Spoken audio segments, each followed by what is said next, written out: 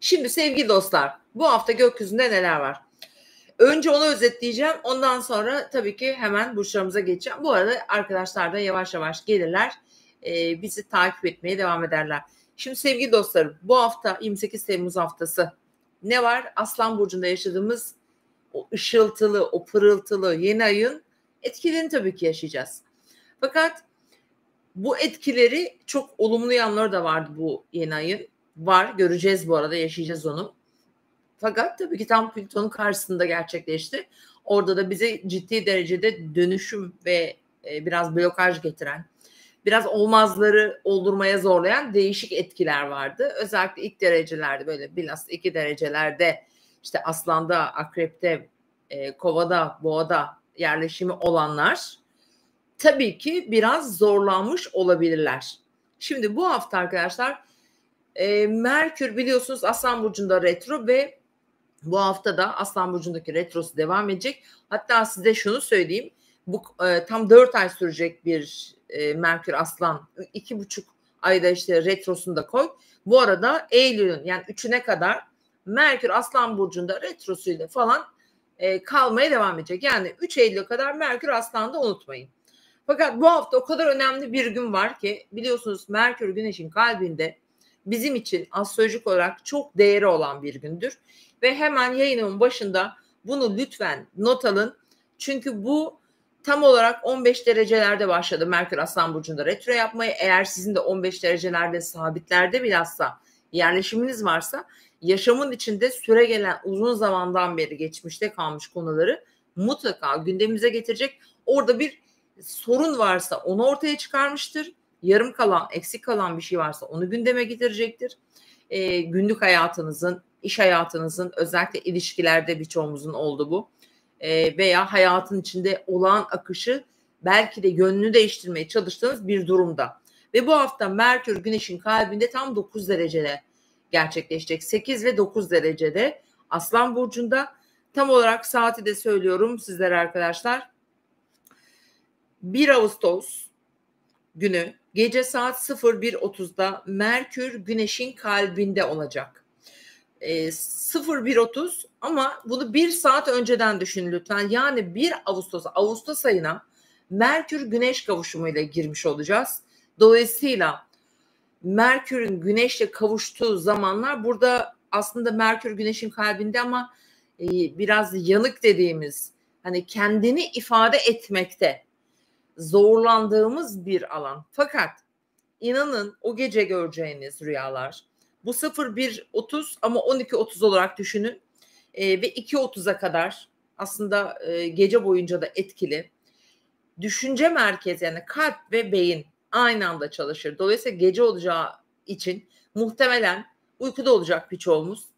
O gece göreceğin rüyalar, o gece düşünerek, neyi düşünerek yattıysan ya da en çok o gün veya şu günlerde de aslında çünkü o tarihten itibaren Merkür Güneş'le birlikte ilerleyecek. Gündeminde en fazla ne varsa o konuyla ilgili lütfen biraz olumlama yapın. İyi şeyler düşünün. Çünkü aklımıza gelen şeyler çok kalbi olacaktır. Çok derinden olacaktır. Ve gerçekten de o hayal ettiğin şey gerçek olur. Çünkü aklına gelen başına gelir deriz biz astrolojik olarak. Ve bu bir Merkür'ün retro hali ise örnek vereceğim şimdi size. Bir mesela diyelim yükseleni Boğa birisin. Aslan Burcu 4. evin ve yeni ayda o alanda doğdu. Ve evin, yaşam alanın, belki kendin, orada gezegenin varsa özellikle Aslan Burcu'nda gezegeni olan biriysen, işte Ay Burcu'nun, Venüs'ün fark etmez.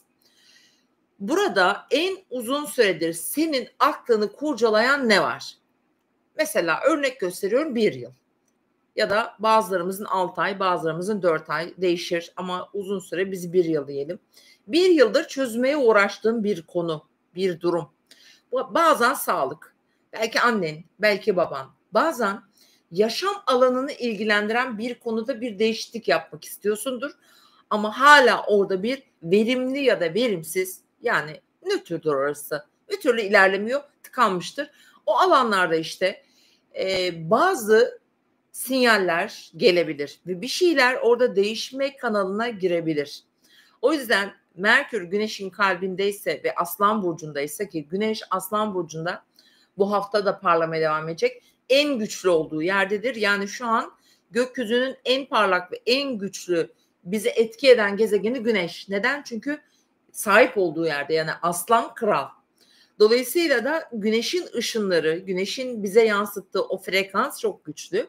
Kendini nerede göstermek istiyorsan, neyi dönüştürmek istiyorsan, kendini nasıl ifade etmek istiyorsan, ilişkindir, işindir, kendi özbenliğindir, bazı alışkanlıklarındır, bazı böyle belki kaçtığın, üstünü örttüğün ne varsa buralarda Güneş'in ve Merkür'ün burada kavuşması halinde bir şeyleri dönüştürebilmek için müthiş fırsatlar verebilir arkadaşlar. O yüzden not alın.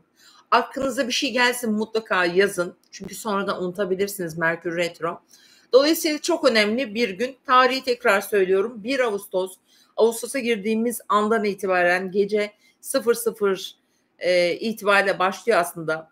0.30, 01.30'da tam kavuşum ve ondan sonrasındaki bir saatte geçerli olacak. Bu haftanın en önemli etkisi bu. İkinciye geliyorum.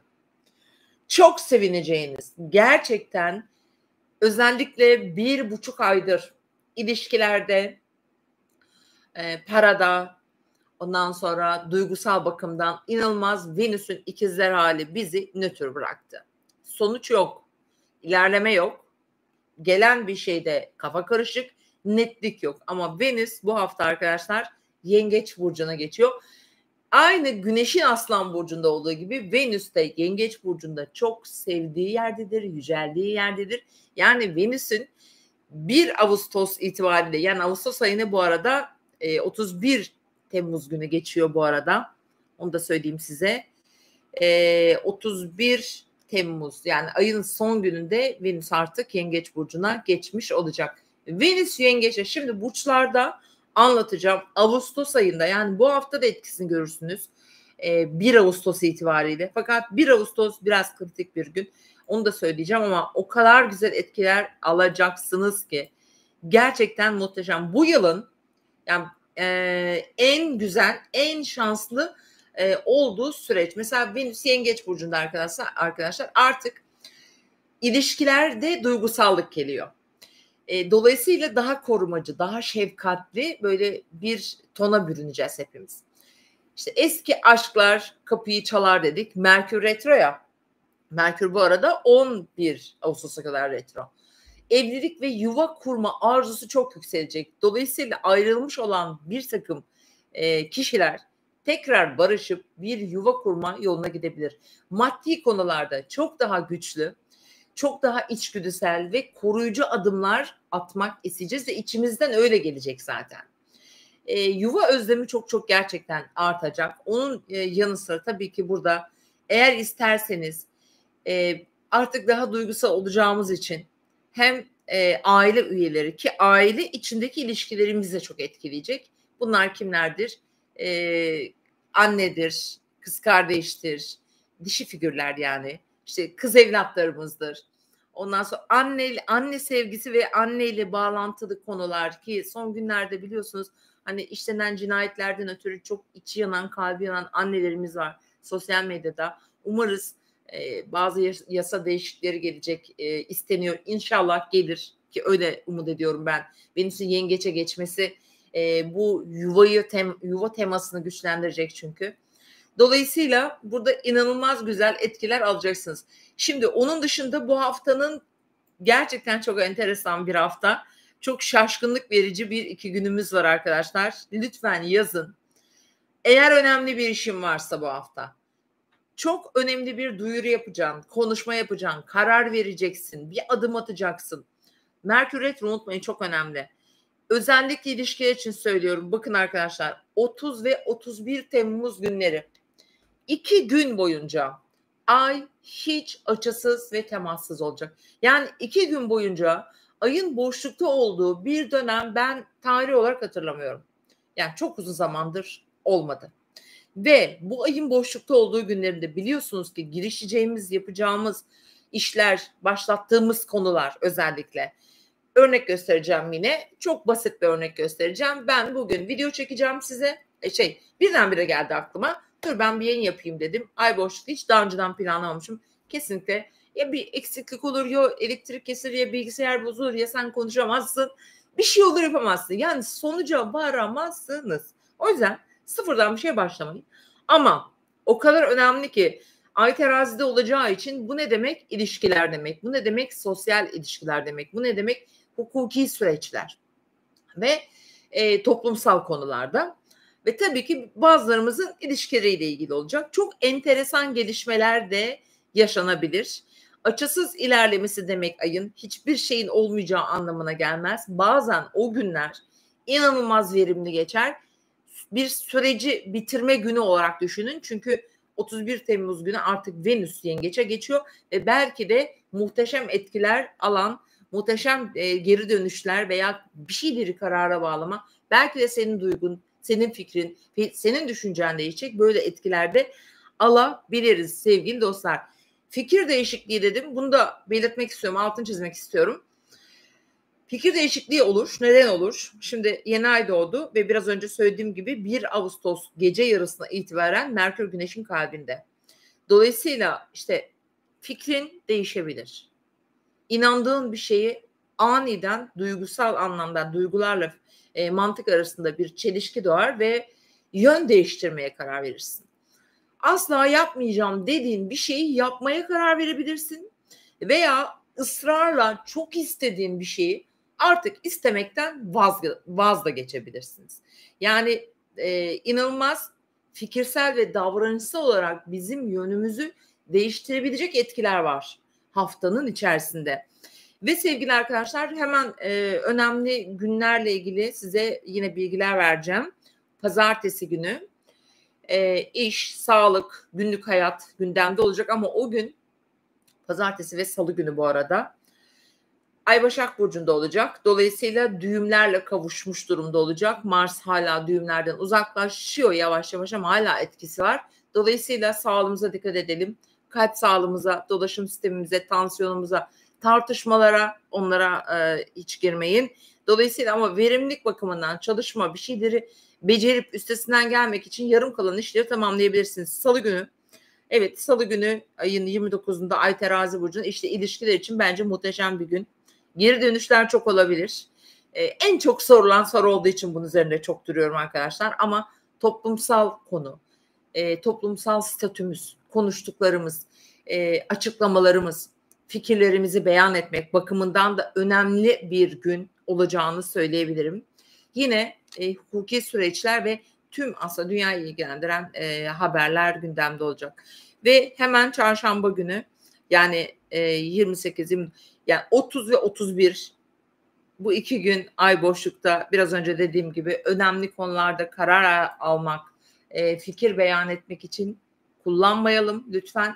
Ama süren konular için gayet de olumludur, kullanabilirsiniz. Ve bakın Cuma günü Ay artık Akrep Burcu'na geçmiş oluyor. Cuma, cumartesi ne oluyor arkadaşlar? Cuma biraz krizli bir gün unutmayın. Hatta haftanın en kritik günü bile diyebilirim. Hem Ay Akrep'te nedir? Finans konuları konuşuluyor arkadaşlar. Bankalar konuşuluyor, piyasalar konuşuluyor, dolar konuşuluyor, banka faizleri konuşuluyor. Belki Dünya Bankası konuşuluyor ama krizli bir gün. Çünkü Venüs'ün Satürn'e karesi var. Aynı zamanda Venüs Neptün karesi var. Çünkü artık Venüs Yengeç burcuna geçti ve Neptün'le kare, Satürn'le kare. Dolayısıyla Cuma günü aslında cumartesi gününe de yayılan özellikle duygusal ilişkilerimiz, kendimizi belki kendi içimizde de bunu yaşayabiliriz, zorlayabileceğimiz. Bakın Cuma günü hemen hemen her şey birbirine zıt diyebilirim. Bir tek güzel olan bir şey var, Merkür'de kare. O da saat 19.25 akşam saatlerinde Ay'ın Jüpiter'le çok güzel bir üçgeni var. En olumlu saat bu. Ama Cuma günü önemli konular için aslında bu haftanın geneline baktığımda tabii ki çarşamba, perşembe, cuma bu 3 günü mümkünse önemli şeyler için kullanmayın. Cuma günü zor gözüküyor açıkçası. Ve cumartesi günü yine ayımız Akrep Burcu'nda oldukça derin, düşünceli ve önemli konuları konuşabiliriz. Cumartesi günü itibariyle gökyüzü biraz böyle iyileşmeye başlıyor. Ve pazar günü artık tamamen biraz daha rahat bir gökyüzü var. Yani bu haftanın en verimli günü aslında pazar. Ay Yay burcunda ne yapacağız? Gezeceğiz, konuşacağız, ufkumuzu genişleteceğiz. Uzak yerlere biraz böyle dalacağız. Belki tatil planları yapacağız. Eğitimle ilgili konular, hukuki süreçler vesaire gibi biraz daha böyle neşeli, keyifli bir gün.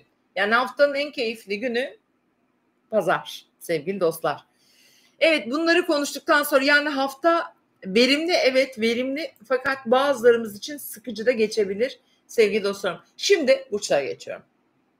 Hemen koçlar, yükselen burcu koç olan dostlarla başlıyorum. Bu hafta burada koç ne kadar var aramızda bir görsem. Bu arada tabii ki tekrar hatırlatacağım. Lütfen önce yükselen burcunuz, sonra güneş burcunuz, biliyorsanız ay burcunuzu mutlaka takip ediyorsunuz. Unutmayın lütfen. Sevgili koç burçları, bu hafta biliyorsunuz yeni ay doğdu ve 5. evinize doğdu. Şans evidir, vizyon evidir. Gelişmesi, kendini göstermesi gerçekten kolay bir evdir. Keyifli bir evdir. Keyfiniz yerinde. Gerçekten çok böyle zorlanacağınız bir durum yok. Artık yönetici gezegeninizde Güney düğümden yavaş yavaş ayrılıyor ve hafta başında özellikle günlük rutinleriniz gündeminizde olacaktır. İşiniz, sağlıkla ilgili gündemler, çalışma koşulları ve bu hafta en çok dikkat edilmesi gereken bilhassa tabii ki koçlar ve yükselen koçlar, biraz önce söylediğim gibi 30 ve 31 Temmuz günleri sizin ilişkileriniz gündeminizde olacak sevgili koçlar. İkili ilişkileriniz, evliliğiniz, iş ortaklığınız, sosyal projeleriniz, belki arkadaş çevrenizde de aynı şeyleri yaşayabilirsiniz. Bir takım gelişmeler, yanlış anlamalar varsa bunları düzeltmek için iyi bir fırsat olabilir. Bakın özellikle bunu değerlendirin. Fakat ciddi konularda da bir sürece yaymanızı tavsiye ederim. Ve bu hafta Venüs Yengeç Burcu'na geçiyor. Bu koçlar için mükemmel bir haber. Sevgili dostlar, 31 Temmuz günü Venüs artık 4. evinize yerleşiyor ve Venüs'ün burada oluşu uzun süreden beri sizi tam ters köşe yaptıran, sizi en zorlayan yer artık en iyi, en mutlu edecek yer alanına geliyor. Ne oluyor? 4. evinizde orada Jüpiter'le kavuşacak. Ağustos'un ilk günlerinde özellikle, ama bu hafta etkisini almaya başlıyorsunuz. Evinizde şans, bereket, huzur, bolluk, ev alım satımı açısından ya da emlakla ilgili konu, aile bireyleriyle olan uyumsuzluk varsa, aile içinde eşinle, dostunla ya da çocuklarına, bunlarla ilgili harika bir süreç gerçekten sevgili koçlar. Değerlendirin.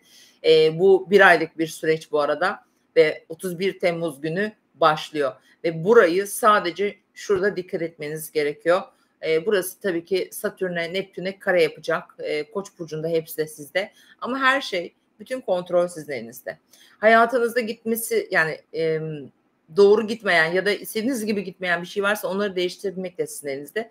Biraz sadece sağlıkla, belki iş gündemiyle biraz yorgunsunuz, yoruluyorsunuz. Onun dışında orası yavaş yavaş rahatlıyor bu arada. Hatta rahatladı bile diyebilirim. Dolayısıyla bu haftanın ilişkiler dışında dikkat etmeniz gereken başka bir durum yok. Sadece en güzel haber, sadece demem, Venüs'ün Yengeç Burcu'na geçişi en çok köşe evinizde olduğu için annenizi, babanızı işte çözmeniz gereken her alanda gerçekten çok güzel destek verecek size. Ve hafta sonu sizin için para konuları gündeminize gelecektir. Özellikle Cuma günü itibariyle Ay Akrep Burcu'na geçecek. Beklediğim bir para, banka işin falan varsa, biraz evle ilgili evraklı işlerin falan varsa, böyle faturalar vesaire, bunlar da Cuma günü bunları yapabilirsin. Bunlar gündeminde zaten. Genel olarak seni en çok meşgul edecek konu bu hafta ilişkilerin olacak. 30-31 Temmuz günleri biraz çekimser de kalabilirsin. Acele karar verme eğer ilişkilerle ilgili bir durumun olursa sevgili Koç burcu. Ve sevgili Boğalar, bu hafta ve yükselen burcu ve ay burcu Boğa olan arkadaşlar. Şimdi Boğaların yeni ay çok önemli bir alanlarında doğdu bu hafta. Yani yeni ay böyle bir özel bir alanda doğduğu için sizin için de tabii yaşam alanınız. Belki biraz eve kapanabilirsiniz. Belki biraz dışarıdan soyutlayabilirsiniz kendinizi. Ya da evle ilgili başka gelişmeler olabilir. Yani tadilattır, tamirattır, evin içinde fazla zaman geçirebilirsiniz. Bu alanınız oldukça güçlü. Bazı misafirler gelebilir. Gitmek istediğiniz seyahatler, yolculuklar, bir planınız varsa belki bir müddet daha biraz ertelenebilir. Erteleyebilirsiniz veya yaşam alanınızla ilgili yine düşünceniz ve fikriniz değişebilir. Eğer biraz önce örnek vermiştim yayının en başında. Yükselen boğalarla ilgili işte tam yaşam alanında önemli bir süreçleri var. Merkür retrosu bitene kadar ve Merkür Aslan'da yani 3 Eylül'e kadar burası hala gündemimizde olmaya devam edecek. Ama eğer önemli bir durum ya da bu arada ani bir durum da gelişebilir. Çünkü ne oldu? Uranüs para evinizde artık sizin. Dolayısıyla finans bakımından sürpriz gelişmeler olabilir mesela. Burayı öngöremeyiz. Boğalar için söylüyorum. Aniden bir finans konusunda bir değişiklik olur. Yani beklenmeyen bir para gelir, beklenmeyen bir harcama çıkabilir. Evde bazı şeylerin tamiratı olabilir. Parayla ilgili de gündemleriniz olacak bu arada. Sürpriz olacak. Muhtemelen bence gelir diye düşünüyorum. Gündeminiz bu hafta bu. Ama haftaya başlarken aşk, evet ilişkiler gündeminde olacak. Sevgili boğaların çocukları gündeminde olacak. Ve orada biraz sıkıntılı olabilir. Çocuklarıyla işte ilişkileri, aşk hayatı, para piyasaları buralarda biraz sıkıntılı olabilir pazartesi günü dikkat edin. Zaten süreç olarak da burada biraz agresyon var. İlişkilerde agresyon var. Aile veya böyle aile içindeki kişilerle gerginlik var. Böyle çok biraz keyifsiz. Yani boğalar biraz keyifsiz aslında öyle söyleyeyim size. Çünkü bu yeni ay biraz yormuş olabilir sizi. Ve haftanın devamında işte bu 30-31 Temmuz sizin günlük alanınızda bakın biraz sağlık konuları gelebilir. Biraz dinlenmek isteyebilirsiniz. İşle ilgili bir eylemde bulunmayın, bir girişimde bulunmayın. Günlük rutinlerinizi yaşayın. Bu 2 gün, ayın boşlukta olduğu bu 2 gün. Ondan sonra ama işle, günlük hayatla, işte ev alanınızla, ondan sonra bir şeyleri yani eksikleri tamamlayın. Önceki yarım kalan işlerinizi yapın. Ondan sonra evinizde, ofisinizde varsa böyle yarım projeleriniz bunları tamamlayın. Bu gibi konularla uğraşın. Ve cuma günü boğaların gündemine kim geliyor? İlişkileri, aşk hayatı, evlilikleri, ortaklıkları cuma günden itibaren cuma ve cumartesi günü gündeminizde. İlişkilerle ilgili bir takım gelişmeler, konuşmalar, yeni planlar, projeler partnerinizle yapabilirsiniz. Çocuklarınızla ilgili bazı şeyler konuşabilirsiniz. Sevgilisi olan veya hayatında böyle bir partner olan bir boğaysanız mesela geçmişe biraz özlem duyabilirsiniz. Geçmiş ilişkilerinizi değerlendirebilirsiniz. Ailenizle bir şeyleri konuşabilirsiniz. Bakın boğalar için çok önemli. Boğaların yani hem yeni ay yaşandı işte Plüto karşısında. Yani bazı şeylerin yönünü değiştirmek üzere olabilir bazı boğalar. İşiyle ilgili de olabilir bu. Ondan sonra yaşam alanıyla, ofisiyle. Yani bu hafta da bunlar sürecektir ama o 2 günü cuma gününü ilişkilere ayırıyorsunuz ve para bekleyen, ödemesi olan, borcu vesairesi olan eğer bir boğaysanız da hafta sonu itibariyle çalışıyor burası. Biraz parayı konuşacaksınız. Biraz ödemeleri, biraz işte parayı, harçlıkları konuşacaksınız. Nereye ne yatıracağım falan diye böyle bir hesap kitap işleri var. Şimdi gelelim Venüs'ün Yengeç burcuna geçişi boğa burçlarının 3. evlerinde olacak. Jüpiter'le orada kavuşum yapacak. Bu hakikaten nasıl diyeyim? Örnek göstereceğim. Belki çok hayal ettiğin, çok istediğin, gitmek istediğin bir yer var. Almak istediğin bir eğitim var. Ailenle çıkmak istediğin bir tatil var. Olabilir. Özlediğin birileri var. Buraları çalışacaktır. Çok istediğin bir araç var, araba modeli var. Belki bunu alacaksın. Yakınlarından çok destek göreceksin. İşte kardeşlerin canı sıkkın, kardeşinin derdi var. İşte sağlık sorunu var. Kardeşlerine çok yarayacak. Yakın çevrene çok yarayacak bir alan burası aynı zamanda. Eğitim mi almak istiyorsun? Kendini mi geliştirmek istiyorsun? Para mı kazanmak istiyorsun? Boğalara her anlamda Venüs'ün ve Jüpiter'in kavuşumuyla beraber bu yengeç geçişi çok çok çok yarayacak efendim. Özellikle 10 Ağustos civarı muhteşem zaten. Onun için ekstra bir yayın yapacağız. Sizler için de güzel gelişmeler olacak. Şimdi İkizler, yükselen burcu ikizler arkadaşlar. Buradalar mı efendim? Bir duyalım, bir görelim, bir hareket göreyim şurada. Ben anlatırken siz de oradan biraz böyle şey yapın. Yükseltin beni hadi. Şimdi sevgili ikizler, yükselen burcu ikizler olan dostlar. Yeni ay sizin için oldukça vizyoner bir alanınızda gerçekleşti. Vizyoner demek parlamak, görünmek, görünür olmak. Ve bu hafta Merkür Güneş'in kalbinde tam da burada kavuşacaklar. Tam 1 Ağustos gecesi. Dolayısıyla hiç beklemediğin bir haber alabilirsin gerçekten. Hiç planda olmayan bir fikir değişikliğiyle yakın çevrenle bir bağ kurar ve bir seyahate veya bir yurt dışı konusu pat diye gündemine gelebilir. Ve bu hafta aile içindeki konular gündeminde olacak en fazla. Özellikle pazartesi günü ikizler, aile, ev, yaşadığın yerle ilgili bir takım gelişmeler, yenilikler, işte düzenlemeler, tadilat, tamirat ne varsa evdesin. Yani ev işlerine, aile işlerine odaklanıyorsun. Hemen hafta ortası tabii ki bu terazi burcunda ay ve bu hafta ikizlere bu iyi gelecek. Çünkü aşk ve ilişkiler evinizde. Özellikle 30 ve 31 Temmuz günleri sevgili ikizler bu 2 gün size yarayacaktır. Size şanslı gelecektir. Çünkü bakın 31 Temmuz günü sevgili ikizler Venüs yengece geçiyor, para evinize yerleşiyor mu?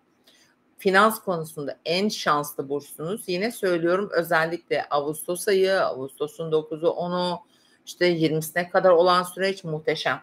Şimdi Venüs para evinize yerleşiyor 31 Temmuz günü.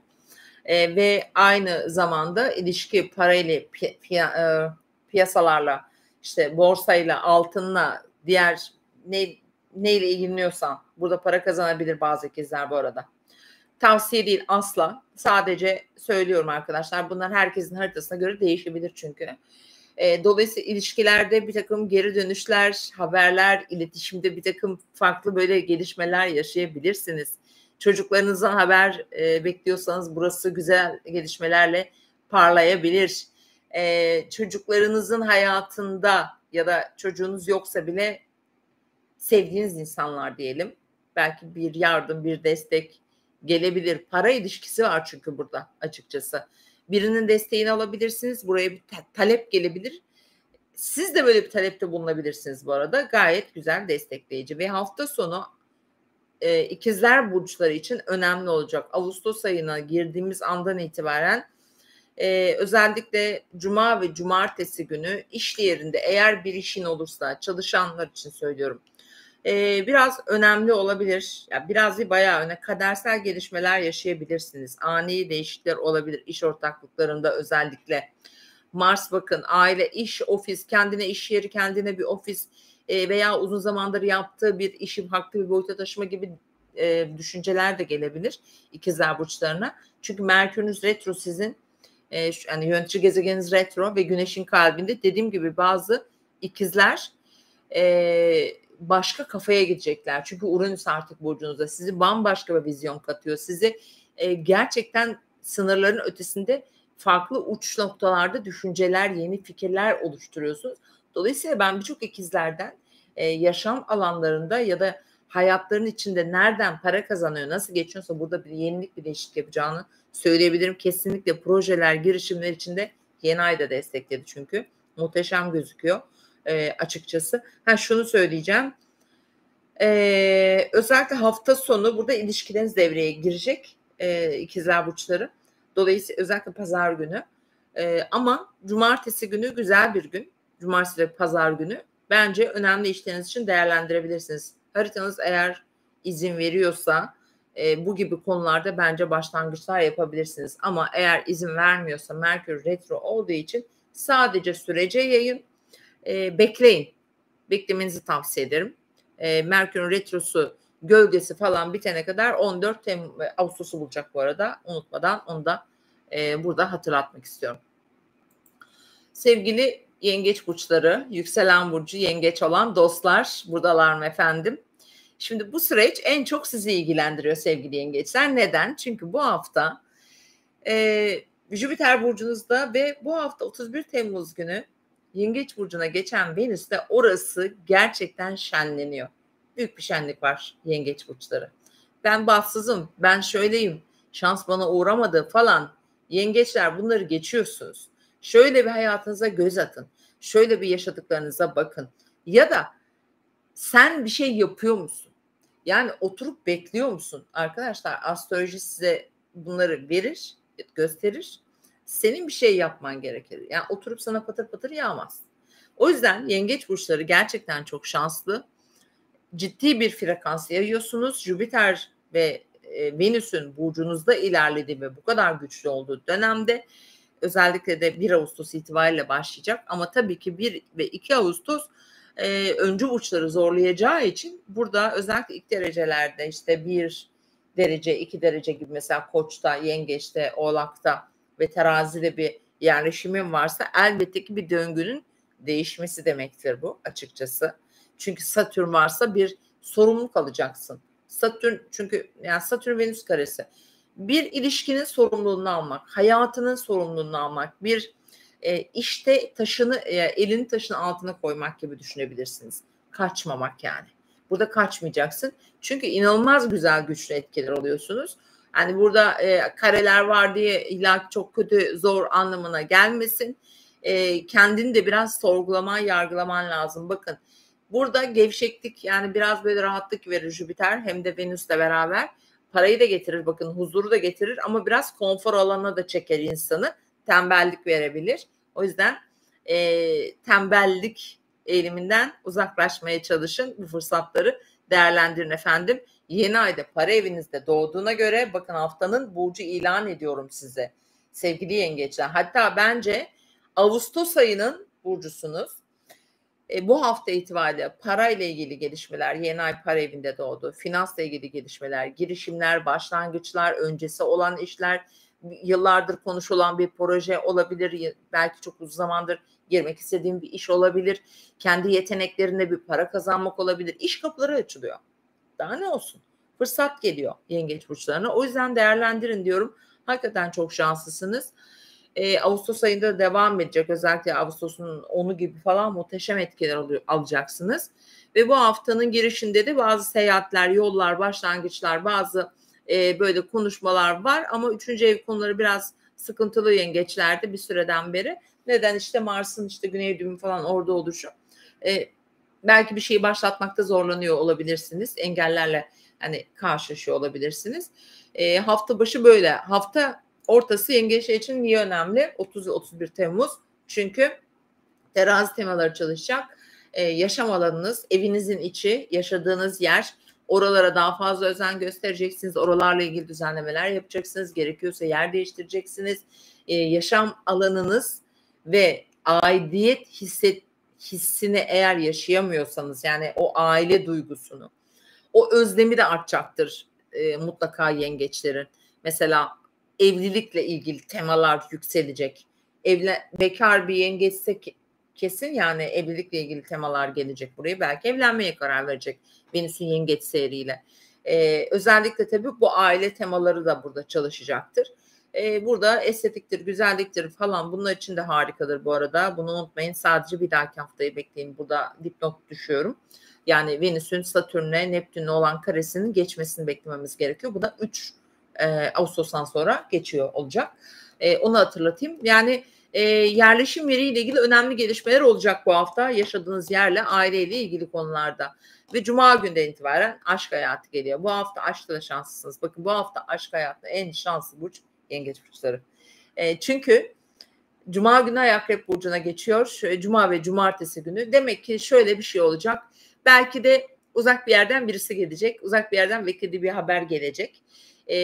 Oluşturmak istediği şartları belki de kendiliğinden oluşacak bir şekilde, kadersel bir şekilde. Çünkü artık desteğiniz güçlendi Venüs'ün de oraya gelmesiyle. Çifte şans derim ben buna. Sevgili yengeç burçları. Yani bu haftanın iyisiyle kötüsüyle her anlamda en güçlü ve en olumlu aslında desteği alan burç sizsiniz.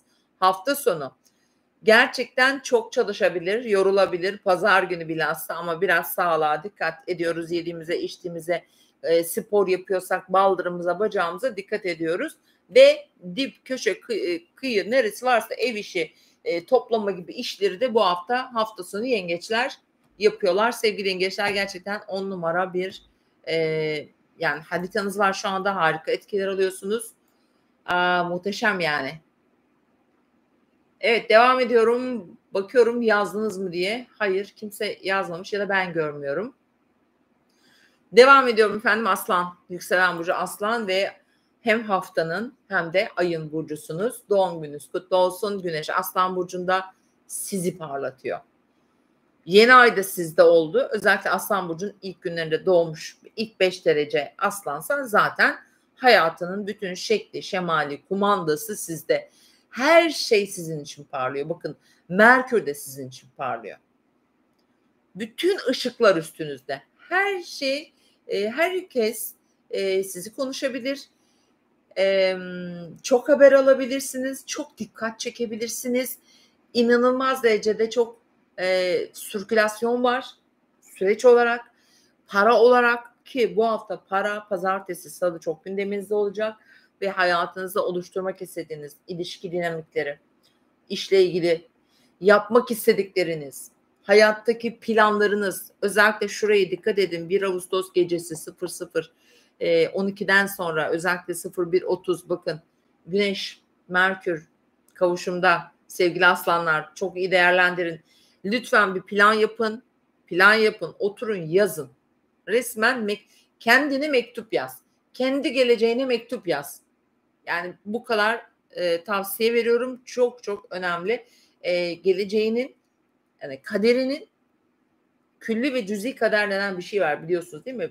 Kısmen bizim elimizde, kısmen değil ve burayı değiştirebilirsin. Çünkü bu yeni ay sana böyle fırsatlar verdi. Ve bu hafta parayla ilgili, finansla ilgili sıkıntım var. O bir gerçek. Yani orada bazı zorluklar var ama bu hafta belki biraz böyle haftanın ortasına itibaren bu enerji açılacak. Pazartesi, salı para, borç, alma, verme, beklediğim paralar gibi konular gündeminde ama hemen çarşambadan itibaren tabii ki terazi etkileri geliyor.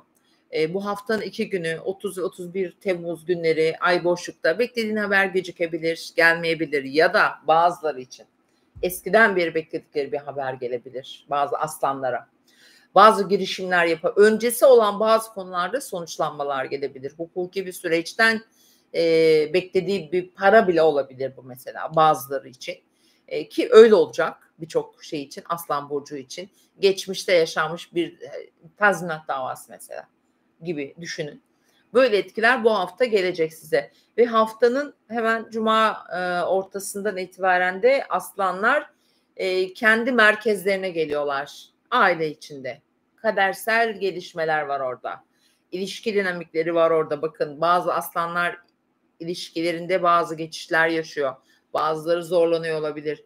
Evlilik aşamasında veya ciddi bir ilişkiyi ciddi boyuta taşımaya niyetlenen aslanlar veya çocukları olanlar, bu haftanın özellikle cuma, cumartesi burası önemli gözüküyor açıkçası. Bazı konuşmaların yönü değişebilir, fikirlerin yönü değişebilir. Sen bir aslansan zaten senin aklın, fikrin kesinlikle değişecek yani. Merkür buradaki kavuşumda bazı şeyleri değiştirir, düşünceleri değiştirir, bakış açını değiştirir. O yüzden yön değişikliği gelebilir ilişkilerde. Ki Ağustos'un böyle 9'u gibi falan bu dediklerimi yaşayacaksın zaten sevgili aslan. Bak, yaşayacaksın diyorum. Ve bu haftanın sonuna doğru pazar günü aslanların gündeminde aşk hayatları var. Aşkta da şanslı bakın. Pazar günü biraz daha rahat bir gün. Çünkü Venüs artık Yengeç burcuna geçiyor 31 Temmuz günü.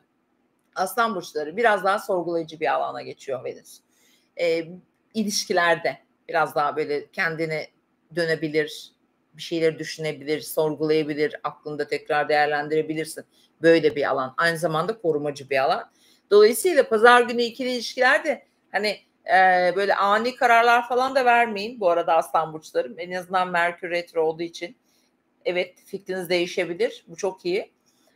Yanlışları düzeltebilirsin. Yanlış anlaşılmaları düzeltebilirsin ama kat'i fikrini, kesin fikrini 14'den önce verme yani. 14 Ağustos'tan önce verme diyeceğim. Sevgili aslan burçlarına önemli etkiler oluyor aslanlarda. Çok ciddi bir döngüden geçiyorlar. Yani Merkür'ün bu kadar uzun süre aslan burcunda olması demek ki aslan burçlarının hayatlarında bir şeyleri değiştirmeleri gerektiğini anlatıyor aslında. Bir fırsat olarak düşünün. burayı ki 3 Eylül'e kadar burada zamanımız da var da acele de etmeyin diyorum. Başaklarla devam ediyorum. Sonra sorularınıza bakacağım. Geldik Başaklara. Yükselen burcu Başak olan dostlarım. Buradalar mı? Lütfen burada izleyin. Ay burcu Başak, yükseleni Başak, efendim Güneşi Başak. Sevgili Başaklar, yeni ay etkilerini yaşayacaksınız bu hafta. Yeni ay sizi biraz arka planda bırakan, dinlendiren diyelim bir alanınıza doğdu. Dolayısıyla Merkür Retrosu da orada ve özellikle de o 1 Ağustos gecesi Merkür Güneş'in kalbinde bu alanınızda olacak. Eğer 9 derece 12. evinize düşüyorsa o şekilde, ama bazılarının da mesela bazı Başakların sosyal alanında, arkadaş çevresinde çalışıyordur burası. Bazılarının da 12. evinde çalışıyordur.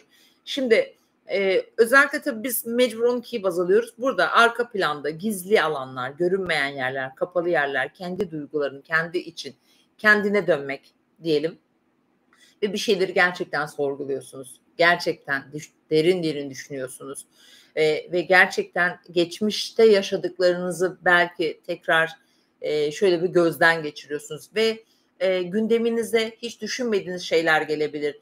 Önünüze hiç aklınıza gelmeyen bazı bilmediğiniz, hiç haberinizin olmadığı konuşmalar, laflar, kapalı kalmış ya da kapılar ardında yapılmış dedikodular, bunlar düşebilir. Aslan yeni ayı etkisiyle birlikte ve bu hafta siz bunları özellikle pazartesi, salı ay burcunuzdayken değerlendirebilirsiniz. Mars da burcunuzda. Biraz öfkelisiniz. Biraz kızgınsınız. Gerçekten dediğim gibi sorgulamalar, özellikle bir Mars'ın güney düğümünün işte özellikle pazartesi burası üçlü tam sizin burcunuzda kavuşacak.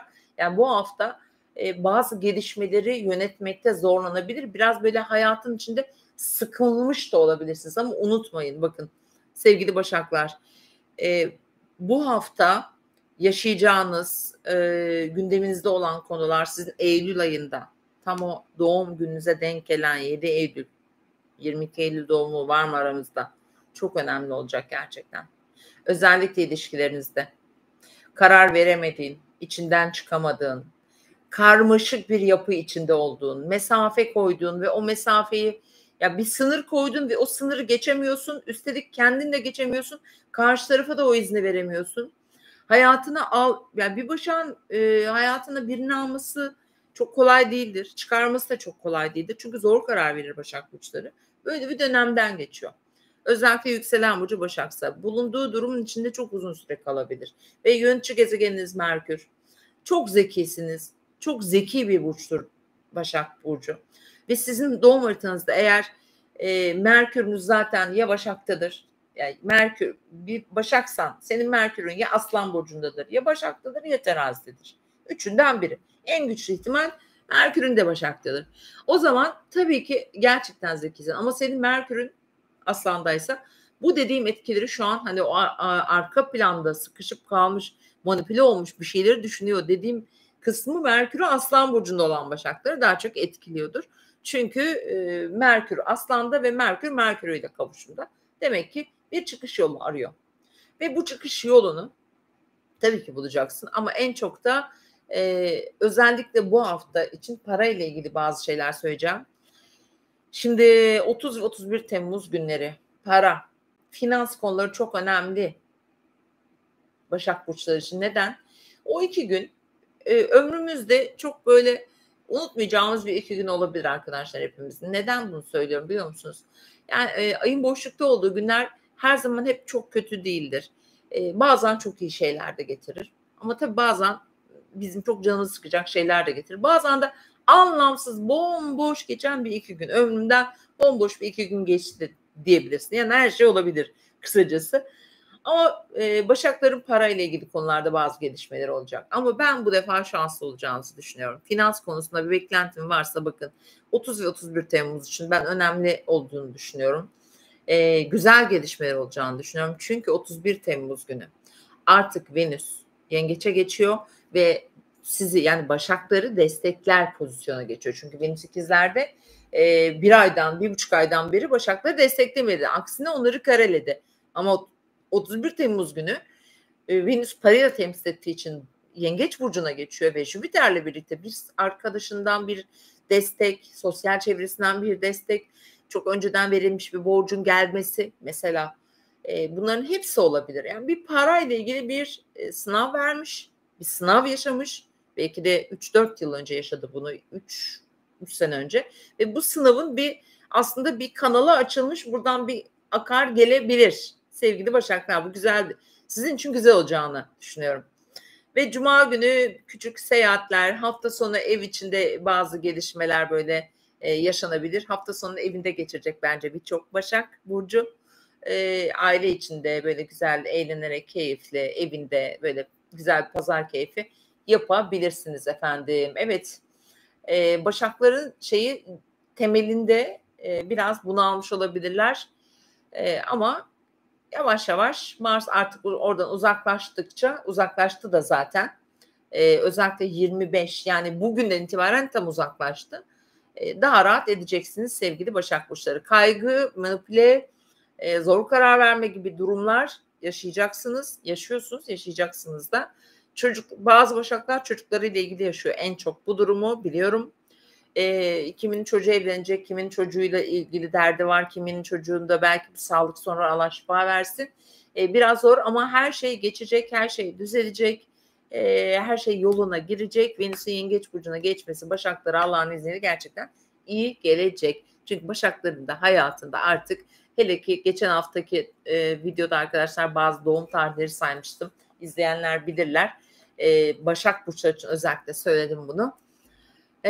Hayatları değişecek. Çünkü Uranüs hayatınızın tepe noktasında artık ve orada hiçbir şey eskisi gibi olmaz. Yani önümüzdeki 8 yıl hiçbir Başak'ın hayatı 8 yıl önceki gibi olmayacak diyebilirim. Terazi, yükselen burcu terazi olan sevgili dostlar. Şimdi bu hafta, evet, haftanın 30 ve 31 Temmuz günü terazi ay boşlukta 2 gün ve sizin burcunuzda sizi dinlendirecek terazi burçlarını. Şimdi bu hafta sosyal bir hafta teraziler için. Aynı zamanda da Venüs'ün Yengeç'e geçmesi 31 Temmuz günü kariyer evinize geçiyor. Venüs burada çok güçlü, Jüpiter'le kavuşacak. Lütfen sevgili terazi burçlarına sesleniyorum. Yükselen terazi olanlara sesleniyorum. Elbette ki biraz sıkıntılı, işte Satürn'den dolayı mesela bazı sıkıntılar yaşadı her burç bir yerlerde. Ama bu Jüpiter'in Venüs'te kavuşumda ilerlediği 1 Ağustos itibariyle Ağustos sonuna kadar lütfen çok iyi değerlendirin. Neden söylüyorum bunu? Mesleki bakımdan, kendine yeni bir hayat kurma bakımından, evlilikle ilgili konularda, yuvayla ilgili konularda, ilişkini düzeltmek bakımından, işinle ilgili değişiklik yapmak istiyorsan ya da bir yenilik yapmak istiyorsan, bir geçiş yapmak istiyorsan, her neyse, çok güzel fırsatlar gelecek. O yüzden terazi burçları 1 Ağustos itibariyle lütfen değerlendirin. Burada fırsatları gözden geçirin. Eğer karar veremiyorsan bir rehberlik alın. Merkür Retrosu eskiden olan bazı iş, proje, kişileri getirebilir size. Eski arkadaşlarınızın vesilesiyle gelebilir. Çok önceden bir adım atılmış bir konunun yeniden gündeme gelmesi söz konusu olacak zaten. Eski arkadaşlarınızla konuşacak ve bunları gündeme taşıyacaksınız. Burada yeni tanışmalar da bazı teraziler mutlaka yaşayacaklar. İşlerine yarayacak bu yeni tanışmalar. Bazılarının belki özel hayatlarında değişiklikler yaşatacak. Aşk ilişkileri burada önemli görünüyor. Hatta çok önemli gözüküyor. Ağustos'un ilk günlerinde bunu daha çok 5'inden sonra daha iyi anlarsınız, 5 Ağustos sonrası. Sosyal ve özel hayatları çok renkli, çok coşkulu, çok dikkat çekici, çok parlıyorsunuz. Hakikaten parlayabilirsiniz. O yüzden mesleki bakımdan her alanda Jüpiter'in şansını alıyorsunuz. Bakın, parada şans. Şimdi bu haftayı söyleyeyim. Bu hafta terazi burçları, evet, haftaya biraz yalnızlaşarak girebilirsiniz. Yalnız kalmak, düşünmek, biraz kendinizi soyutlayabilirsiniz. Fakat hemen haftanın 2. günü itibariyle Ay burcunuza geçiyor. Bakın, Salı, Çarşamba ve Perşembe. Sizin için önemli gözüküyor efendim. İlişkileriniz için önemli gözüküyor. Bir şeyi yarım bıraktığınız bir şeyi tamamlamak üzere kendinize böyle bir güç, gayret gelecek. Güzellik, estetik gibi bazı şeyler yaptırmak isteyen arkadaşlar varsa aramızda, tabii ki hani Venüs'te yengeçe geçecek, tabii ki yaptırabilirsiniz ama kalıcı işlemler yaptırmayın sakın. Çünkü bu Merkür retro, işte özellikle daha 1 Ağustos, işte Satürn Venüs karesi, Neptün karesi, teraziler aman diyorum. Önce burçları bu Ağustos'un özellikle ilk 3 günde dikkat diyorum. Teraziler size de aynı şeyi söylüyorum. Çok kalıcı şeylere girmeyin. İlişkilerde risk almayın, iş yerinde risk almayın, risk almayın. Ama üçünden sonra yapabilirsiniz. Şimdi ve gelelim önemli para. Bu hafta parayla ilgili bence en şanslı burçlardan bir tanesi de terazi burçları. Şöyle arkadaşlar, zam isteyebilirsin mesela. Otorite figürleriyle konuşmak için güzel bir zamandır. Çünkü cuma, cumartesi parayla ilgili konular. Cuma sana bir para gelir mesela teraziye. Venüs de buraya geçti. Parayı getirir. Artış getirir. Ondan sonra cebi ve kasası dolar. Çünkü burada zaten uzun bir süre devam edeceği için bu günlük bir etki değil. Evet, cuma günü, cumartesi günü böyle ama bu yaklaşık 1,5 ay sürecek ama Jüpiter'i de katarsak 30 Haziran 2026'ya kadar sürecek. Yani parada hep şanslısın. Hep destekleniyorsun. Zaman zaman düşebilirsin. İş hayatında destekleniyorsun. Bakın, iş çalışmayan veya terfi bekleyen veya işte gerçekten iş arayan, iş bulamadım demesin hiçbir terazi. Gerçekten demesin. Çünkü her alanda fırsat var yani. Bu fırsatları değerlendirin. Özellikle 10 Ağustos civarı hakikaten çok şanslı olacaksınız. Bu arada gerçekten çok şanslı bir tarih arkadaşlar. İşte 10 Ağustos'tan başlıyor 20 Ağustos'a kadar şahane diyorum size. Ve terazi için muhteşem. Yani mesleki açıdan da çok iyi gelişmeler yaşarsınız. Ve bu haftanın, evet, parayı söyledik terazilere. Hafta sonu seyahattir, araçlardır, gidip bir yerde ticari bir konudur, alışveriştir, yakın çevrenle çok görüşeceğim bir süreç seni bekliyor. Böyle söyleyebiliriz efendim. Evet, terazilerinde yönetici gezegeniniz Venüs olduğu için bu kadar üzerinde durduğum Venüs'ün yengeçe geçmesi demek terazilerin her anlamda her duygu olarak da mental olarak da çok faydalı bir, şanslı bir sürece giriyorsunuz. Akreplere geldim. Akrep ve yükselen burcu akrep olan sevgili dostlar. Akrepler buradalar mı? Akrep, yükselen akrep, ay burcu akrep. Kimler var? El kaldırsın. Akrepler, gökyüzünde bu hafta su elementi cuma günü yükseliyor. 31 Temmuz günü Venüs Yengeç burcuna geçiyor ve gökyüzü böyle suya bürünürken akrepleri şahlandıracak. Bakın, bereketli bir döneme giriyorsunuz sevgili akrepler. Venüs'ün, Jüpiter'in yengeç hali, ayın özellikle cuma ve cumartesi günü burcunuzda oluşu, akrep burcunda oluşu, buradaki bu su üçgenini çalıştıracak. Kuzey düğüm de balık burcunda bu arada. Hani onun da desteğini alıyorsunuz. Dolayısıyla Jüpiter, kuzey düğüm, efendim ilişkiler. Bakın, ilişkilerde şanslısınız. Kesinlikle çok. İlişkilerde en bereketli, en şanslı burç sizsiniz. Yani hem haftada, bu 28 Temmuz haftasında, hem de Ağustos ayında. Yani şimdiden söyleyeyim. Dolayısıyla bu haftanın en şanslı olacağınız günü de demek ki cuma günü itibariyle olacakmış. Bunu da unutmayın. Peki, Aslan yeni ayı oldu. Hayatınızın tepe noktasında. Bu ne demek? Pırıl pırıl parlayacaksın demek. Dikkatleri üzerine çekeceksin demek. Her şekilde görünür olacaksın demek. Işıklar senin haritanın tepesinde, yani senin üstünde. Burası nedir? Hayatın merkezi yeri, en görünen yer. En çok kariyerde parlarız. Yani en üstte. Yani güneşin 12'de, saat öğlen 12'de tepede olduğu gibi düşünün. Dolayısıyla evet, burada Merkür kavuşumu olacak. 1 Ağustos gece 01.30'da Merkür Güneşin kalbinde. Evet, burada yanık olacak bu arada. Hani belki bir şey duyurmak için falan çok tavsiye etmeyiz ama duygu ve düşüncelerin, aklına gelenlerin gerçekten gerçek olacağı bir dönem. Yani yeni ay seni parlatıyor. Venüs'ün yengeçe geçmesi sana müthiş iyi gelecek. Seyahat, özellikle kişisel gelişim, işte akademik konular, üniversite seçme, yerleştirme tercihleri bakımından bir akrep senede çok şanslısın. Ya yurt dışına gidersin, ya yurt dışı ile ilgili kapılar açılır sana. Özellikle Venüs'ün geçmesiyle burada yurt dışı kapıları açılıyor. Seyahatleri, ticaret yapıyorsundur, ticari kanallar açılır. Suyla, gemilerle işte böyle o alandaki ulaşımla mesela çok faydalıdır. Dolayısıyla bu hafta yine akrepler için ben çok güzel şeyler yaşayacaklarını söyleyebilirim. Haftaya da zaten sosyal çevrelerinde çok önemli kıskançlıklar var. Yalnız akrepler müthiş kıskanıyorsunuz şu anda. Bütün dikkatler üzerinizde. Sosyal çevrenize, arkadaş çevrenize dikkat edin. Düşmanlıklara karşı açık düşmanlıklar gerçi ama kıskançlıklara, nazara karşı dikkat edin lütfen. Kurşun falan döktürün kendinize. Tuzla yıkanın, sirkeyle yıkanın. Bunlar çok önemli arkadaşlar.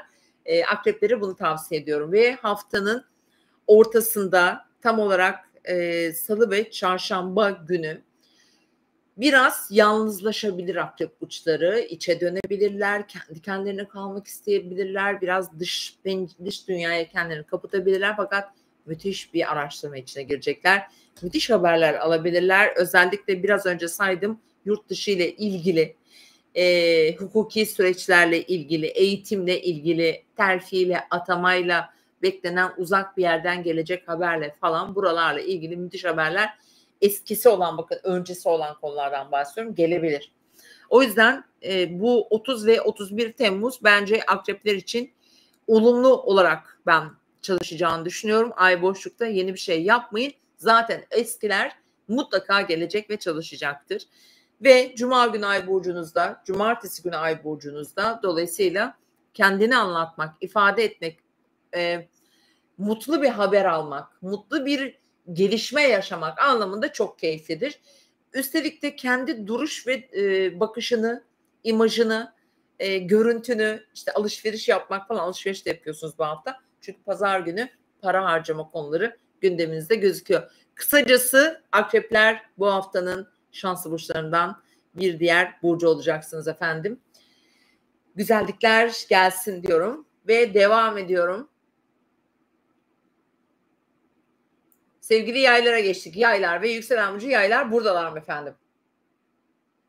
Ya ben sizin yazdığınızı niye görmüyorum arkadaşlar?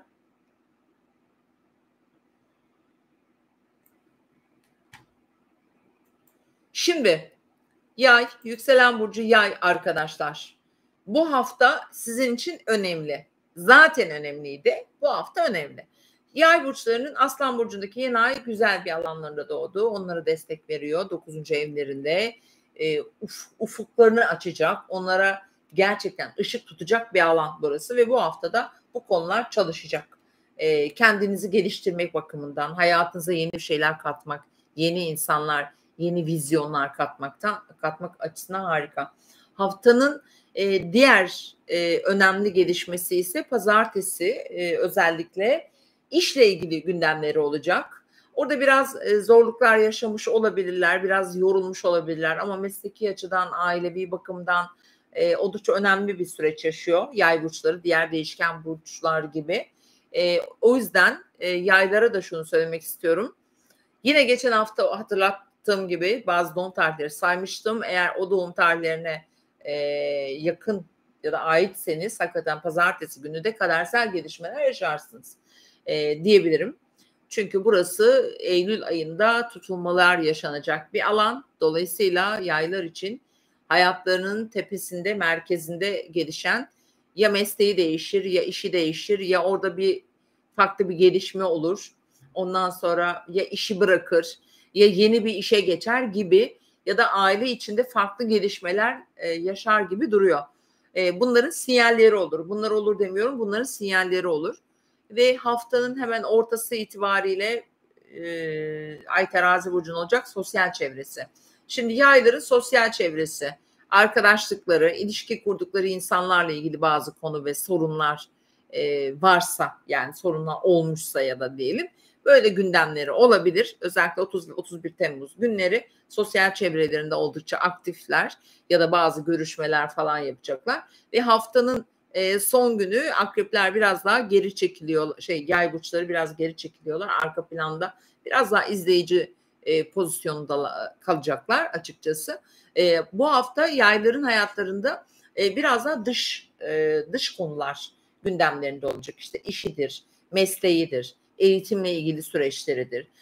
Sosyal çevrelerinden gelecek haberler, bazı böyle konular olacaktır ve Venüs yengeçe geçecek. Venüs para, finans, ortak paylaşımlar alanınıza geçecek. Zaten Jüpiter orada. Yani yaylar da hiçbir zaman parasız kalmazlar. Yani Ağustos ayı, yani 1 Ağustos itibariyle ve Ağustos sonuna kadar finans konularında yayların hepsi paylaşılan kaynaklarda, bekledikleri parada, miraslı konularda bu hafta çalışıyor burası. Bankalar, faizler, krediler, borçlar bakımından bu alanda rahat bir sürece geçiyorsunuz. Burada eğer borcun varsa rahatlıkla ödersin. Para bekliyorsan kolaylıkla gelir. Bir mal paylaşımın varsa, bir emlak satışı bir şey varsa kolaylıkla olur. Yani para anlamında şanslısınız. Önemli olan konu hafta sonu itibariyle gelecek. Çünkü yay burçlar için biraz daha pazar günü biraz önemli gözüküyor. Bu da hani ay burcunuzda olacak. Artık Uranüs tabii 7. evinizde. Dolayısıyla ilişkiler daha çok gündeminde olacaktır. Ki şu anda da zaten muhtemelen ilişkilerinde bazı yenilikler yaşıyorlar. Ya da yaşıyorlar ya da yaşayacak bazıları derece olarak.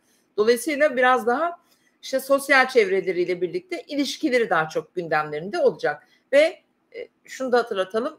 İşte Merkür Güneş'in kalbinde 9. evinizde eğitimsel konular, biraz daha kendini geliştirmek, farklı konulara ilgi duymak mesela, kişisel gelişimle ilgili konular. Belki başka bir üniversiteye başlarsın. Yeni bir eğitimi almaya karar verirsin. İşte bir şey öğrenmek istersin gibi çok okumak, çok gezmek, farklı kültürleri merak etmek, yurt dışı seyahatleri gibi konular yine bu haftanın ana başlıkları arasında olacak. Yay burçlarının özellikle bu 1 Ağustos 01.30'daki Merkür Güneş'in kalbinde yaylara çok iyi etkisi var bu arada. Olumlu etkisi var. Özellikle 9 dereceler, 8 ve 9 derecelerde yükseleni Güneş'e Merkür'ü olan bir yaysanız kesinlikle duygu ve düşüncelerinizin gerçek olma ihtimali çok yüksek olduğunu söyleyebilirim efendim. Evet, yaylardan sonra geldik Oğlak ve yükselen burcu Oğlak olan sevgili dostlar. Şimdi Oğlak burçları. Yani Oğlakların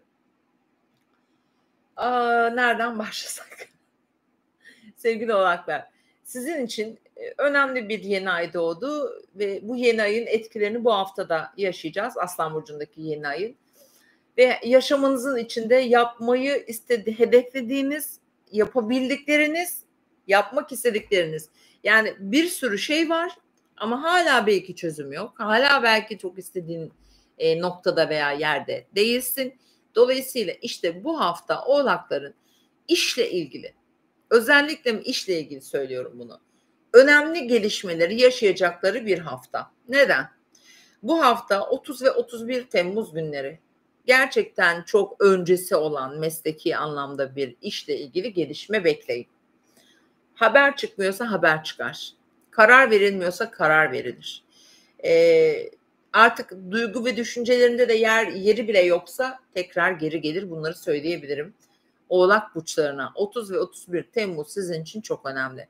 Bir diğer önemli konu, gerçekten Oğlaklar için çok güzel aynı zamanda. Artık Venüs yengeçe geçti. Jüpiter'le beraber tam karşı alanınıza yerleşti. Bu ne demek? Bu durumun en şanslı etkisini 1. derecede tabii ki yengeçler alırken 2. derecede siz Oğlaklar oluyorsunuz. Yani Venüs'ün Jüpiter'le birlikte ilişkiler evinize geçmesi demek, ortaklı işlerinizde, evliliğinizde özellikle tırnak içinde problem varsa biter. Her şey güzelleşir, daha uyumlu, daha zevkli, daha keyifli bir ilişki haline gelir. İlişkin yoksa bir ilişki getirir. Bekarsan evlilik getirir. Evlenme iş niyetin yoksa evlilik isteğin artar. Öyle bir duygu, çünkü Venüs yengeç de aidiyet duygusunu yükseltecektir. Bunları getirecektir. Dolayısıyla o hafta için hakikaten şahane, hakikaten umut veren, keyif veren, şans veren, bolluk, bereket veren bir görünüm. Çok keyifli. Dolayısıyla hiç fazla söze gerek yok. Yani gerçekten oğlaklar için bu hafta. Dolayısıyla eğer işle ilgili de gelişmeler bekliyorsanız 30 ve 31 Temmuz günleri bunlar zaten gelişecek. Fakat şimdi burada bir şey söyleyeceğim. 1, 2, 3 yani Ağustos'un ilk 3 günü eğer ki senin yükselenin, işte Güneş'in, Venüs'ün böyle 1 ve 5 derecelerdeyse ya da 1 ve 3 diyelim hatta. Biraz dikkat et. Çünkü niye? Orada Satürn Neptün karesi oluşacak. Dolayısıyla ya bir hayal kırıklığı getirebilir, beklemediğin bir sonuç getirebilir ya da bir otorite baskısı yiyebilirsin, bir blokaj getirebilir ama derece olarak söylüyorum arkadaşlar bunu. Ama bunu da bir kenara bırakın. Her ne olursa olsun Venüs ve Jüpiter yengeçteyse hiçbir kare, hiçbir bilmem ne onun etkisini bozamaz. Azaltır ama asla bozamaz. Şansınız sizde. İlişkiler sizde, para da sizde olacak inşallah. Çünkü borcun mu var? Ödeyemiyor musun? Para mı bekliyorsun? Çok mu sıkıştın? Çünkü yeni ay burada bakın boşuna doğmadı. Yeni ay burada boşuna doğmadı. Bunlar çözülecek yavaş yavaş. Ne zaman? Borcunu da ödersin. O beklediğin, o çok istediğin eve de taşınırsın. Ondan sonra o almak istediğin veya satamadığın bir evin var. Bir miraslı bir şey var. Onu da satarsın. Yani çünkü Ağustos'un ilk 10 günü de para var çünkü Oğlak burçlarına. Yani diyeceğim o ki biraz önce yengeçe dedim ki Ağustos ayın en şanslıları dedim. Ve şimdi de diyorum ki Ağustos ayının en şanslı ikinci burcu sevgili oğlaklar siz olacaksınız diyebilirim. Hakikaten çok güzel. Ve bu hafta güzel bir haber daha vereyim size. Mesela Cuma günü. Cuma ve Cumartesi günü çok sosyal görünüyorsunuz. Keyifli, arkadaşlarınızla güzel vakit geçirebilir. Bazı güzel bilgi paylaşımları yapabilirsiniz sevgili dostlar. Evet. Geldik kovalara. Yükselen burcu kova olan sevgili dostlarım. Kovalara şöyle başlayalım. Venüs'ün yengeçe geçişi. Kovaları nasıl etki yapacak? Tabii ki. Hasta mısın? Sağlığın mı bozuk? İyileşirsin. Çünkü oraya bir iyilik geliyor. Oraya iyicil bir etki geliyor. İşte evcil hayvanın mı hasta ya da evcil hayvan mı hayvanı yok ama alabilirsin. Çünkü öyle bir duygu yaşayacaksın. Çalışıyorsun, iş yerinde problem var, iş yerindekilerle müthiş güzel anlaşmaya başlarsın. Yanındakilerle müthiş uyumlu bir senkronize durum hasıl olur. Sağlıkla ilgili problemlerin çok daha kolay ve hızlı çözülür. İş hayatında çalışmıyorsan, çalışma koşullarında bir iyileşme olur. Çifter iş fırsatları gelir. Mesela başka 6. evin konuları çok geniş. Akrabalarına daha iyi bir enerji içine girersin. Onlarla daha fazla görüşürsün ki akrabalarla çok görüşecek bu arada kova burçları bu dönemde. Ondan sonra işte evin içinde, aile içinde sağlık sorunu yaşayan ebeveynleriniz olduysa, beklenmedik gelişmeler yaşamışsan zaman içerisinde mesela ailevi alanlarda falan. Mesela buralarda daha rahat, daha konforlu, size duygusal anlamda daha iyi gelecek bir süreç yaşarsın. Şimdi ama daha önemlisi şu var. Özellikle bu hafta ilişkilerin gündeminde, işte eş partner ilişkilerin, iş ilişkilerin, ortak işler, ortak iş yapmaya zemin hazırlayan bir kova olabilirsin. Şimdi kovaların hayatında da önemli bir döngü var. Niye? Zaten hani Plüto sende geldi, yeni ay tam karşısında oldu. Sen bir şeyi değiştirmelisin zaten kova olarak. Senin hayatında ilişki modellerin değişecek. Çünkü sen değişeceksin. Plüto sende. Özellikle kovanın ilk günlerinde doğmuşsan bunu yaşıyorsundur. Senin de böyle ilk 3 derecelerdeyse kesin yaşıyorsundur. Bazı şeyler ağır geliyor gibi görünür. Bu yeni ayda bazı kovalara ağır geldi bakın. Biliyorum ağır geldiğini. Özellikle ilk derecelerde yerleşiminiz varsa, hele ki Satürn gibi bir gezegeni falan varsa sabitlerde hakikaten ağır gelmiştir. Çünkü sabit grup burç olarak siz de değişikliği çok kolay yapamayan bir burçsunuz ama kova yeniliği sever. Hani yeniliğin burcudur. O yüzden yeni bir ilişki belki deneyeceksin. Belki çoktan ayrılmış bir kovasın. Belki hayatına yeni bir ilişki almak üzeresin. Belki eski eşinle ya da eski partnerinle tekrar böyle bir şeyleri konuşuyor, düzeltmeye çalışıyor. Gönül olarak belki ne kadar istiyorsun istemiyorsun ama zihinsel olarak çok sorguluyorsun. ki sorgulayacaksın da daha. Eskiden iş yaptığın birileri, iş ortaklıkların, firma, holdingin vardı. Diyelim CEO'larınla bir daha oturup konuşursun. İşte ne bileyim alt kadronla, üst kadronla yeni bir şey inşa ediyorsunuz yani. Yani uzun lafın kısası gerçekten yeni bir şey inşa ediyorsunuz. Yani kovalara da şurada da şanslılar. Özellikle Cuma günü için ben gün vereceğim size. İşle, mesleki konularla ilgili Cuma ve Cumartesi çok şanslı görünüyorsunuz bakın. Venüs Yengeç'te artık. Jüpiter oraya destek veriyor. Aynı zamanda hani su elementi güçleniyor haritanın üzerinde. Dolayısıyla hayatının kararlarını verebilirsin Cuma günü. Cuma ve Cumartesi. İster ilişki, ister iş bakımından. Bu arada paylaşılan kaynaklarda sıkıntım var. Bankalarda, finans alanlarında sıkıntım var. Orada ne yapacağını bilemiyor olabilirsin. Hangi yöne yatırım yapmakta sıkıntı o. Param var, nasıl değerlendireceğim? Mesela kovalarda bu olabilir. Ne yapsam? İşte paramı bankaya mı koyayım, altına mı yatırayım gibi de olabilir. Bazı kovalar için bu önemli gözüküyor ve pazartesi günü burası ciddi önemli olacak sevgili kovalar. Aramızda kova yoksa bile bu videoyu varsa yakınız kova yollayın. Bakın pazartesi, salı kova burçlarının gündemlerinde böyle şeyler olacak. Gerçekten enteresan görünüyor. Ve haftanın ortasında 30-31'i gerçekten uzak bir yerden bekledikleri haber, kabul edilmesi beklenen bir imza, bir evrak neyse kovalara gelebilir bu arada. Bir sınav sonucu olabilir, bir yerleştirme, bir tercih yapman gerekiyorsa olabilir. Ama öncesi olan konular olsun. Yeni bir şeye sakın girişmeyin. 30 ve 31 Temmuz günleri ama olumlu olarak yani genel olarak size yarayacağını düşünüyorum. Ve Cuma günü özgürsün, istediğin kararı ver ama Merkür retro olduğunu unutma. Yine de sürece yay, doğum haritan izin vermiyor olabilir. Dolayısıyla bu uyarıyı da yapmam gerekiyor. Ve geldik efendim Zodyağımızın balık burcuna, son burcumuza. Sevgili balıklar, yükselen burcu balık olanlar ve bu hafta ilişkilerinize başlayacaksınız haftaya. Evet, ikili ilişkileriniz. Belki sizi orada birazcık hafif zorluyor olabilir. Bazı sınavlardan geçiyor olabilirsiniz ilişkiler bakımından. Güney düğüm orada, Mars orada.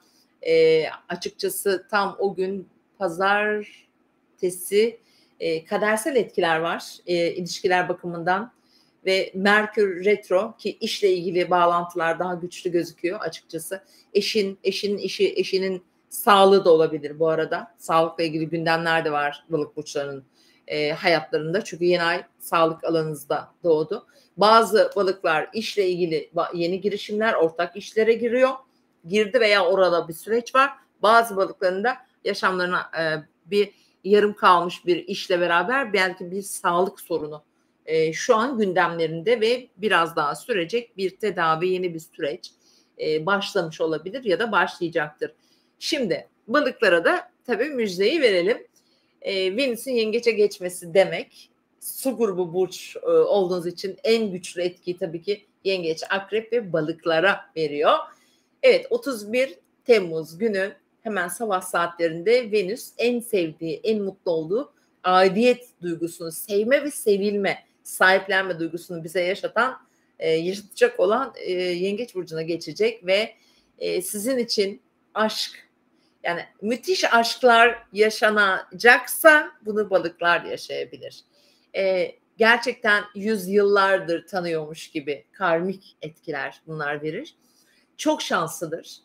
Parada çok şanslı olacaksınız ve evet, kendisi bunu yaşarken diyelim çocuğu olan bir balıksan çocuğun senin böyle bir şanslı etkiye sahip olacak. Dolayısıyla seni de etkileyecek.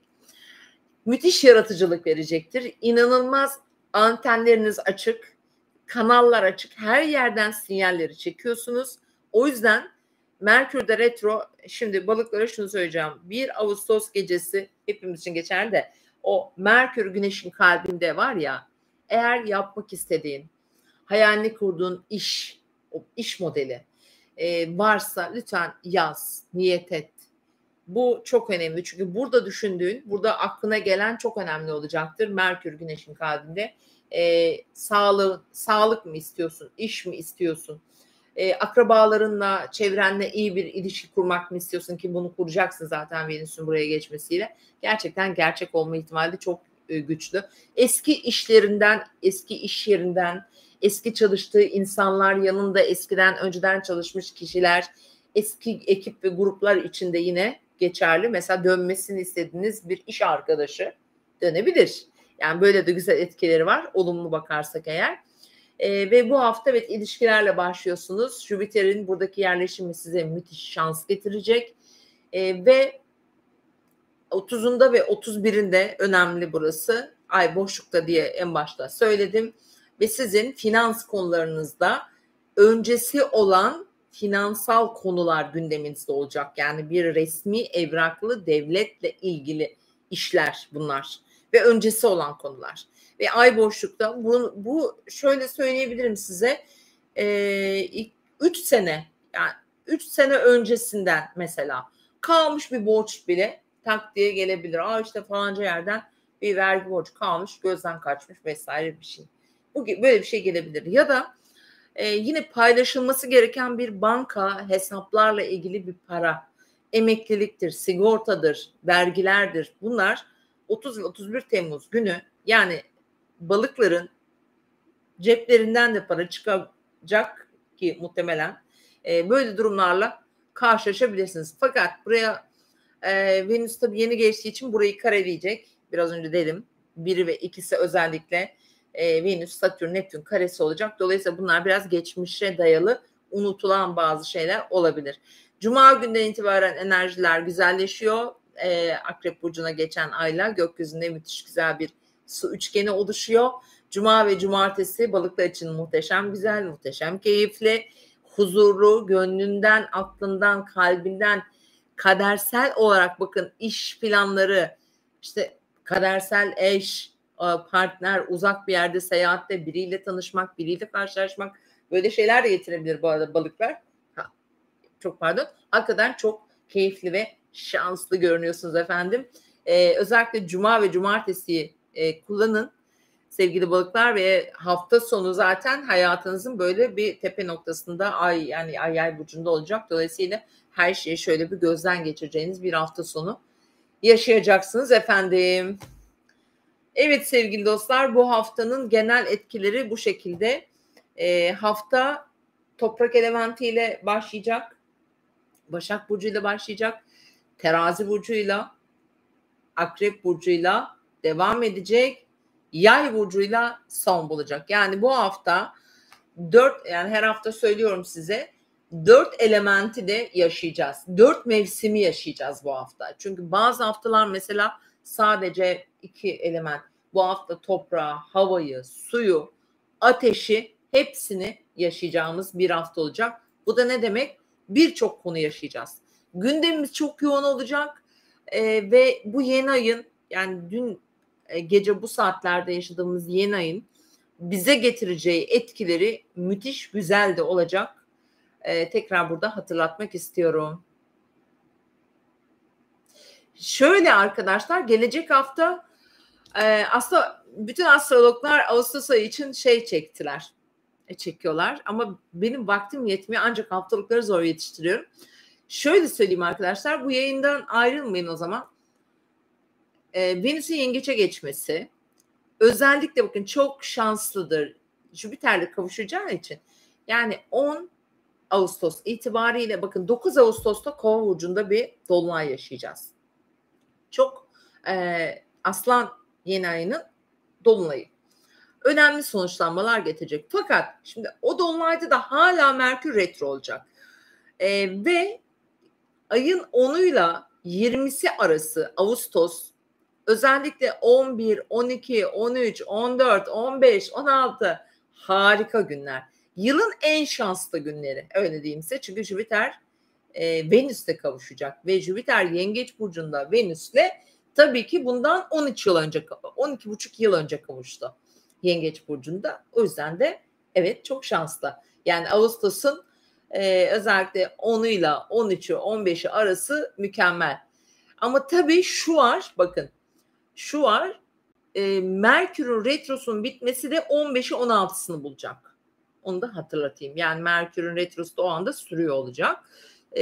Sonra yine zaten 2 derece Aslan burcunda bitecek retro. Merkür retrosu. Sonra tekrar Aslan burcunda yolculuğuna devam edecek. Zaten 3 Eylül'e kadar da Merkür Aslan burcunda devam edecek. Evet arkadaşlar, bu arada Satürn retrosu biri sormuş. Tabii.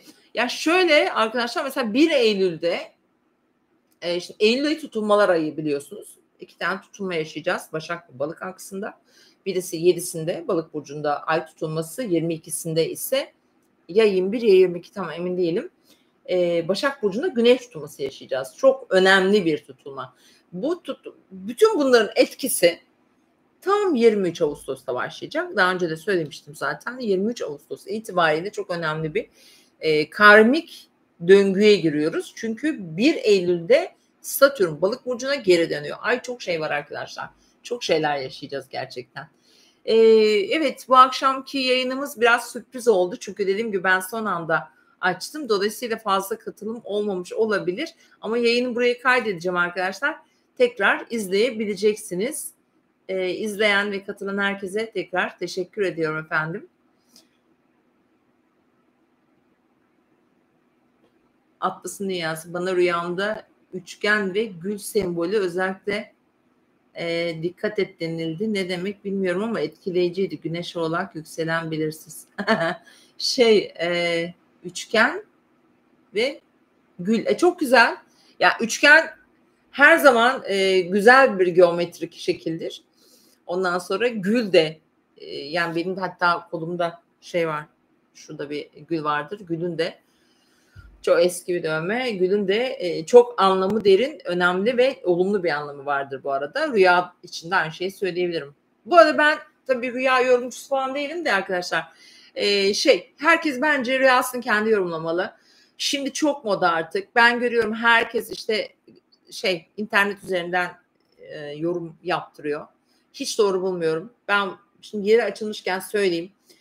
Ben bir kişinin rüyasını başka birine, hatta hiç bilmediği, hatta karşında muhatap yok, ChatGPT'ye soruyorsun ya, orada bir insan yok.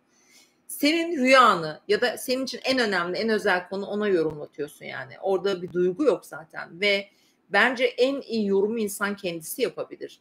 Olumlu bir şeyi belki olumsuza çevireceksin. Niye bir başka karma sokuyorsun ki? Ben hiç doğru bulmam. Genellikle rüyalarımda anlatmamaya özen gösteririm. Siz de öyle yapın bence.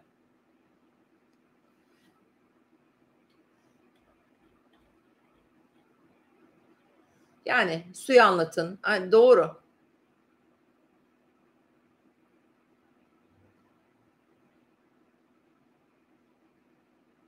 Güneş Akrep, yükselen Balık, Ay Yengeç, süper günler. Güzel. Su grupları için hakikaten çok güzel, keyifli günler arkadaşlar. En çok onlara yarayacak tabii ki. Su gruplarına yarayacak. Ama genel olarak yani hepimizin haritasında işte Yengeç var. Yani senin doğum haritanda Yengeç neredeyse işte o alanda hepimiz şanslı olacağız. O yüzden de burç ayırmak da olur. Haksızlık olur yani diğer burçlara. Öpüyorum sizi arkadaşlar. Lütfen kanalıma abone olmayan arkadaşlar abone olmayı unutmayın. Abone olun. Yorum yazın. Paylaşın yayınları ki YouTube bizi daha fazla ön taraflara çıkarsın diyorum. Güzel bir hafta sonu geçirmenizi diliyorum. Görüşmek üzere.